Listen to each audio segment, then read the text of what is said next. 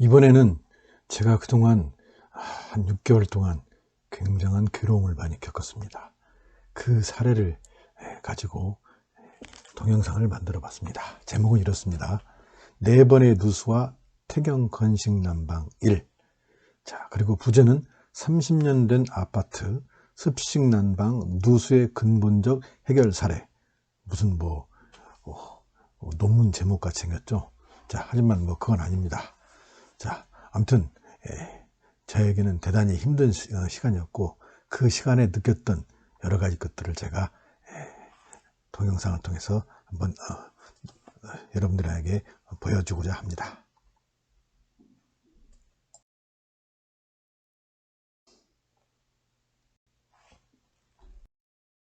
자, 이제 첫 번째 누수와 그 누수 처리에 대해서 한번 말씀드리겠습니다. 2019년 12월 23일 아침부터 경천 동지할 일이 생겼습니다. 새벽 6시쯤 초인종 소리가 났습니다. 이른 아침부터 무슨 일인가 하고 문을 여니 아래층 202호 주인이 올라와서 천정에서 물이 샌다고 했습니다.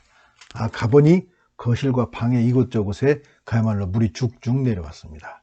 마치 인공 폭포처럼 많은 물이 흘러내렸습니다. 제 집으로 다시 올라와 보니 보일러실 쪽에서 타는 냄새가 나서 보일러실에 가보니 보일러가 과열되어서 훨훨 타고 있었습니다. 그런데 보일러를 끄려 해도 꺼지지가 않았습니다. 그래서 보일러실에서 온수를 막고 방에 있는 보일러 조절기도 꺼버렸습니다. 열심히 인터넷을 찾아보니 제가 아주 잘한 조치였다는 생각이 들었습니다. 1시간쯤 지나서 아래층에 가서 물어보니 이제 물이 안 샌다고 합니다. 얼마 전 물이 새서 공사를 한 적이 있는 위층에 문의를 해서 설비 기술자를 좀 불러달라고 했습니다. 설비 기술자인 땡땡땡 씨에게 연락이 되었고 오후 1시에 우리 집에 온다고 했습니다. 11시 오후 1시 30분경에 그 설비업자가 도착했습니다. 열화상 감지기 그리고 물소리를 듣는 헤드셋과 유사한 기구를 이용해서 물 새는 것을 찾기 시작했습니다. 그런데 찾기가 힘들다며 거실과 방을 두 군데나 망치로 뜯어보다가 세 번째 가서 겨우 찾아내고 의심되는 것을 본격적으로 망치로 두드리기 시작했습니다. 그리고 난방관이 나왔고 난방관 관 사이에 숨어있는 온수 엑셀관이 보였고 주변을 지름 40cm 정도로 파낸 다음에 가까스로 물이 새는 것을 찾아냈습니다. 그곳은 보일러실에서 벽을 사이에 둔 문간방으로 아들이 자는 방이었습니다. 그 자리를 찾기 전 주방이 의심된다고 싱크대 아래에 있는 그릇들을 모두 끄집어내었고 방은 여기저기 구멍을 내어놔서 흡사 전쟁터 같았습니다. 그러느라 시간이 많이 흘러서 내일 다시 온다는 것을 겨우 달래서 공사를 마치는데 그 뒤로 2시간가량 소요된 다음에 그 문제의 환부를 찾은 것입니다. 다행히 일상배상 책임보험을 저와 안사람 모두 들어놨기 때문에 그것을 통해서 누수 처리 비용을 해결하고자 하였습니다. 아내가 가입한 보험회사에서 알리니 견적서와 영수증을 받아야 한다고 했습니다. 자, 1차로 누수했을 때 저희 집을 고친 비용은 공사 비용이 40만 원이 들었고, 그런데 배상 책임보험을 이용하면 20만 원을 보조를 받는다고 합니다. 왜냐하면 본인 부담금이 20만 원이 있기 때문입니다. 공사를 마치고 그 다음 날인 12월 24일 견적서와 영수증을 가져왔습니다. 처음엔 50만 원이라고 했는데 그나마 10만 원을 깎았고 다음 날까지 갔다면 80만 원까지 나온다고 했습니다. 다행스럽게 40만 원에 해결을 했습니다. 아무튼 이번 사태의 근원인 누수 장소를 찾았고 그 자료를 도려내고 10cm 정도 되는 새 엑셀관으로 교체한 다음에 온수관의 물길이 다시 이어졌습니다. 자, 여기서 어떤 조치를 했느냐? 누수된 것을 찾아내 수리했고 비용이 40만 원이 소요되었습니다. 입증 자료로는 302호 공사 상황, 이건 저희 집입니다. 사진들 그리고 동영상 4개를 갖다가 첨부했습니다. 여기는 물이 누수되는 상황 그리고 조치사항이 그대로 잘 드러나게끔 촬영을 했습니다. 202호 도배를 해줄 일이 남았습니다. 202호에 물 세례를 했으니 그 원인이 되는 302호의 누수 장소를 찾아서 우리 집을 고쳤으면 이제는 누수로 피해를 본 아래층 202호에 벽지를 새로 해줘야 했습니다. 12월 23일 손해보험에다 신고를 하니 손해배상팀 담당자인 모 대리가 아래층 도배는 가급적 피해자인 202호에 맡기라고 해서 그렇게 전화하고 연락을 기다렸습니다. 202호로부터 100만 원의 견적이 나온다고 연락이 왔습니다.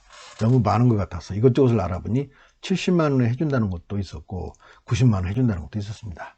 하지만 일이 밀려서 2020년 1월 중순에나 시간이 빈다고 했습니다. 그래서 그냥 처음 견적을 냈던 이 아래층에서 얘기했던 어떤 지업사에 연락을 해서 12월 31일 날 공사를 하겠다는 확약을 받고 12월 31일 공사를 끝냈습니다. 그리고 이틀 뒤인 2020년 1월 2일에 100만 원을 결제해 줬습니다. 자, 조치사항으로는 2019년 12월 31일 202호 도배, 그리고 2020년 1월 2일 공사대금 100만 원을 결제한 것입니다. 아직 문제가 다 끝나지 않았습니다. 저희 집에서 물이 워낙 많이 흘러서 102호까지 갔을 수 있다, 그런 말을 저희 아래층에서 들었습니다. 자, 저희 집에 누수를 고치고 나서 아래층인 202호 도배까지 마쳤는데 202호에서 또 연락이 왔습니다. 자신의 아래층인 102호 천정에서 누수가 되었는데 그것이 우리 집인 302호의 물이 거기까지 내려갔을 수도 있다는 것입니다. 그래서 이런 사례가 있는지 알아보고 보험사를 통해서도 알아보니 그럴 개연성은 있다는 것이었습니다. 하지만 102호 천정 누수는 아주 미미했고 그 뒤로 더 이상 누수가 일어나지 않아서 그럭저럭 일단락이 되었습니다. 102호까지의 누수도 결국 302호에 물이 내려갔다는 말이 일리가 있다라고 생각을 했습니다. 자, 이제 보험사에서 보험금을 받아내야죠. 누수 처리도 끝났고 도배도 마쳤으니 이제 보험사에 신청을 해서 보험료를 받아내는 문제만 남았습니다.